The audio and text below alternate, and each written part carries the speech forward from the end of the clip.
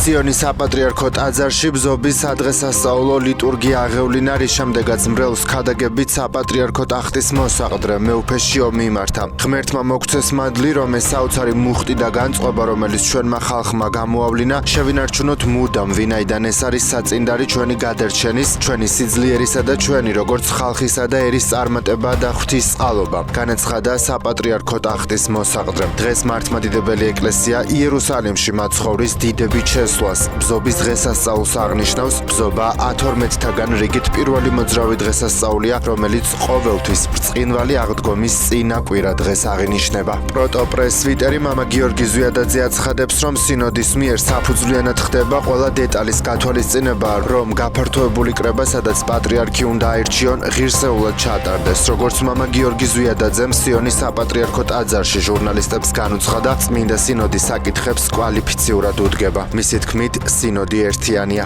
საქართველოს პატრიარქის სიკვდილი დასჭირდა, რომ გავერთიანებულიყავით. დღეს ნუ გავაკეთებთ იმას, რომ დავიშალოთ. ამის შესახებ ბოდბელმა მთავარეპისკოპოსმა მეუფე იაკობმა ქადაგებისას განაცხადა. როგორც მეუფემ აღნიშნა, უწმინდეს ძალიან უნდოდა ქართველთა ერთობა და საქართველოზე მეტად დედამიწაზე არავინ და არაფერი ხვარებია. მან მრევლს სიმშვიდისკენ მოუწოდა და აღნიშნა, რომ ღმერთთან სხვა ძალებს არ ჩაარევენ. საქართველოში აზერბაიჯანის პრეზიდენტი სილჰამ ალიევის ვიზიტი იგეგმება. არსებული ინფორმაციით ალიევი თბილისში ხვალ 6 აპრილს ჩამოფრინდება. თბილისის ცენტრში აზერბაიჯანის დროშებია გამოფენილი, რაც ასევე მიანიშნებს მაღალი რანგის სტუმრის ვიზიტზე. საქართველოს მთავრობის ადმინისტრაციას ინფორმაცია ამ დრომდე არ გაურცელებია. ილჰამ ალიევის ვიზიტს წინ უძღოდა აზერბაიჯანელი ჟურნალისტი საბგან სადიგოვის გაძევება აზერბაიჯანში. ბაქომის გადაცემას 2014 წლიდან ითხოვდა. სადიგოვის გაძევება თბილისის საქალაქო სასამართლოში წუხელ ღამის 4 საათზე ჩანიშნულ სხდომაზე გადაწყვიტა მოსამართლე თორნიკე ქოჩქიანმა. შინაგან საქმეთა სამინისტროს ცნობით, მოსამართლემ სადიგოვს 2000 ლარიანი ჯარიმა დააკისრა. საქართველოდან გაძევების გადაწყვეტილება მიიღო და ქვეყანაში შემოსვლა 3 წლით აუკრძალა. ჟურნალისტის დაკავება საფუძვლად დაედო 1 აპრილს სოციალურ ქსელში აზერბაიჯანულ ენაზე გამოქვეყნებული Facebook პოსტი.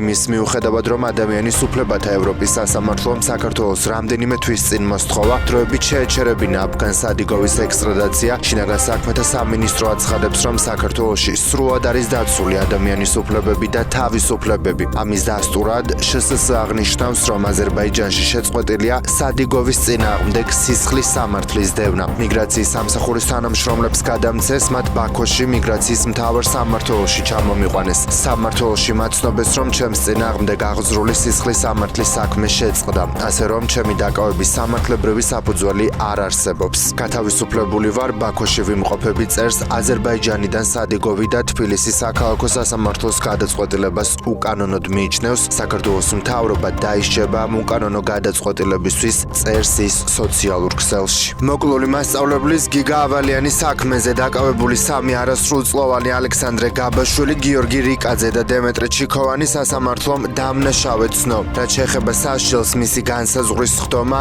8 აპრილს გაიმართება. სწორედ ამ დღეს გახდება ცნობილი, რამდენი წლის გატარება მოუწევთ არასრულწლოვანებს პენიტენციურ დაწესებულებაში. მოსამართლე რომეო ტყეშელაშვილის გადაწყვეტილებით გაბაშვილი, რიკაძე და ჩიქოვანი ბრალად წარდგენილ 3-ვე მუხლში დამნაშავედ იქნენ ცნობილი. პროკურატურა მეუღლის განზრახ მკვლელობისთვის თეკლა გერსამიას მიმართ სასამართლოს გადაწყვეტილებაზე ინფორმაციას ავრცელებს. ნაფისმა მსაჯულებმა დადასტურებულად მიიჩნიეს, რომ 2025 წლის 22 აგვისტოს თბილისში ვაჟა-ფშაველას გამზირზე მდებარე საცხოვრებელ სახლში ცოლ-ქმარს შორის კამათი მოხდა, რის შემდეგაც ქმარი სახლიდან გავიდა, თუმცა ბრალდებული მას დანით ხელში დაედევნა და სადარბაზოში დანის გამოყენებით გულის არეში ჭრილობა მიაყენა. მიღებული დაზიანების შედეგად დაზარალებული საავადმყოფოში გარდაიცვალა. ნაფიცი მსაჯულების მიერ ერთხმად გამოტანილი გამამტყუნებელი ვერდიქტის საფუძველზე სასამართლომ ბრალდებულს სასჯელის სახე და ზომად 20 წლით თავისუფლების აღკვეთა განუსაზღვრა, ნათქვამია ინფორმაციაში. ამერიკის შეერთებული შტატების პრეზიდენტი დონალდ ტრამპი აცხადებს, რომ დიდი შანსია ირანთან შეთანხმებას ხვალ მიაღწიონ. როგორც ტრამპმა Fox News განუცხადა, განიხილავს ირანში ყველაფრის აფეთქებას და ნავთობის ხელში ჩაგდებას, თუ ომის დასრულების შეთანხმებას სწრაფად არ მიაღწიეს. ტრამპი ირანს მოუწოდებს ჰორმუზის სრუტე გახსნას, წინააღმდეგ შემთხვევაში ელექტროსადგურებსა და ხიდებზე დარტყმებით ემუქრება. სამშაბათს ირანში ელექტროსადგურებისა და ხიდების დღე იქნება ყველაფრის ერთად. მსგავსი აქამდე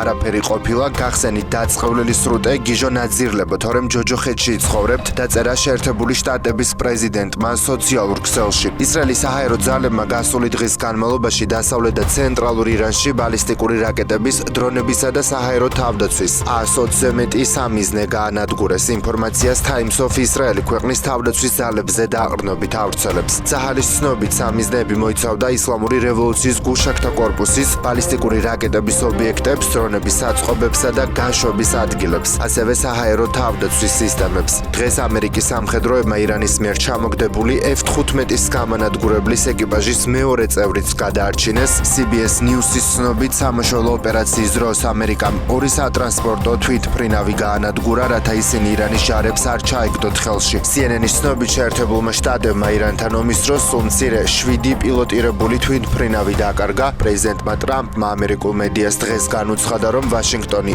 ამ წლის დასაწყისში ცდილობდა ირანელი მომიტინგეებისთვის იარაღის გაგზავნას ქურთების მეშვეობით, თუმცა მისი თქმით ეს იარაღი საბოლოოდ პროტესტანტებამდე არ მისულა. იანვარში საპროტესტო აქციების დროს ირანში ხელისუფლებამ 40,000-მდე მომიტინგე მოკლა. უკრაინის პრეზიდენტმა ვოლოდიმირ ზელენსკიმ შეშფოთება გამოთქვა, რომ ირანის წინააღმდეგ ამერიკისა და ისრაელის გაჭიანურებულმა ომმა შესაძლოა კიდევ უფრო შეასუსტოს კიევის მიმართ ამერიკის მხარდაჭერა. მან ამის შესახებ ისაუბრა სტამბოლში ვიზიტის დროს Associated Press-ისთვის მიცემულ ინტერვიუში. თუ ირანში ომი მალე არ დასრულდება, ზელენსკის აზრით უკრაინისთვის ისედაც მცირე დახმარების პაკეტი ყოველდღიურად უფრო და უფრო შემცირდება. უკრაინის პრეზიდენტი დღეს თურქეთიდან სირიაში ჩავიდა. დამასკოში ის უკვე შეხვდა პრეზიდენტ აჰმედ ალ-შარას. რომის პაპმა ლეომ წმინდა აღდგომის ღამეს პეტრეს ბაზილიკაში გამართულ წირვაზე მორწმუნეებს მოუწოდა, ნუ გახდებიან გულგრილები მსოფლიოში მიმდინარე კონფლიქტების მიმართ და მშვიდობისთვის იმოქმედონ. მისი თქმით, უნდობლობას და შიშს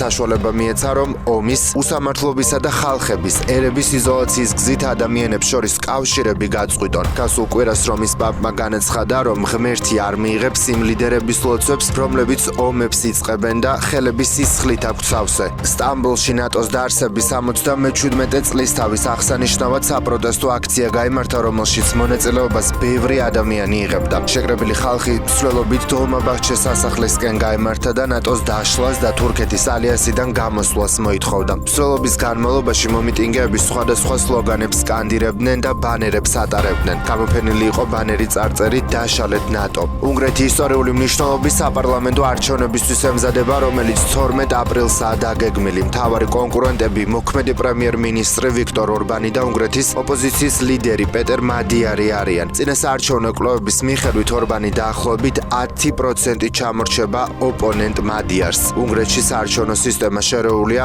199 ადგილიან პარლამენტში, 106 წევრი მაჟორიტარული წესით აირჩევა, დანარჩენი 93 კი პროპორციულით. უნგრული ოპოზიციური მედიის ცნობით ვიქტორ ორბანის ფსონი სწორედ მაჟორიტარული ოლქების მოგებაზია. პეტერ მადიარი აცხადებს, რომ არჩევნები იქნება რეფერენდუმი მსოფლიოში უნგრეთის ადგილის შესახებ. ორბანი კი არჩევნებში მარცხს უნგრეთის რუსეთ-უკრაინის ომში ჩართვას უტოლებს.